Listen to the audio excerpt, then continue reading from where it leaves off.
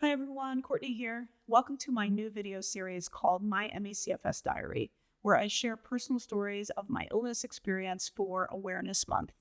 Today I want to talk about how my illness began.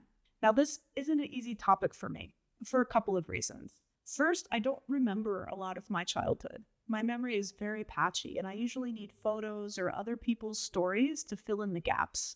And this may be related to the illness itself. Secondly, I got sick when I was a teenager, and at that age you're thinking about the future, what you want to study, who you want to become, but instead my life started narrowing. So I often wonder how my life would have been had I not gotten sick. And that question is hard, and it still sits with me. Growing up, I was often sick.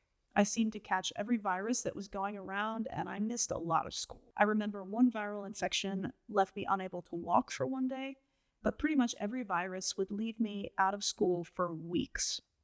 So looking back, it's hard to pinpoint exactly when my ME/CFS began, but around age 15 or 16, I noticed I wasn't recovering the way I used to. The acute illness would pass, but I didn't bounce back. Instead, I started waking up tired every day.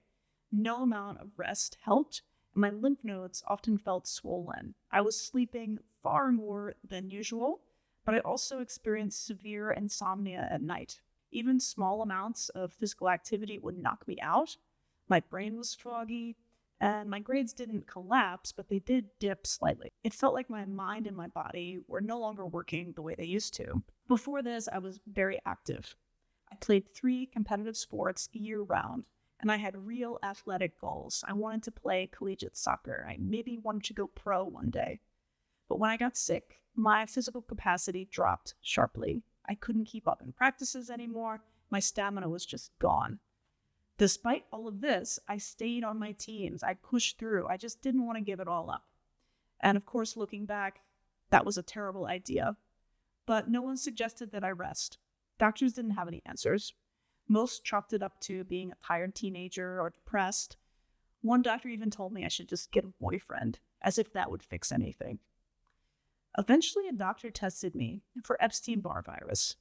I never had an acute mono infection, I don't think, but nonetheless, I was told I had chronic mono and I would recover eventually. But I didn't. The fatigue stayed, the brain fog lingered, and I began to feel more and more out of step with other kids my age. Starting college made everything worse. The shift in routine, the late nights, the cafeteria food, and I was trying to go to school and work a part-time job all at the same time. It just pushed me over the edge. I needed 2 or 3 naps a day just to keep up with my studies. My sleep schedule was completely out of sync. And anytime I started to feel a little better, I'd be back in the gym or out for a run because I thought exercise was good for me. But of course, that approach only made things worse. The crashes became more frequent. Eventually, I went to the university health clinic and I explained everything: the fatigue, the mono test, the years of symptoms, and to my surprise, the doctor there had actually heard of ME/CFS.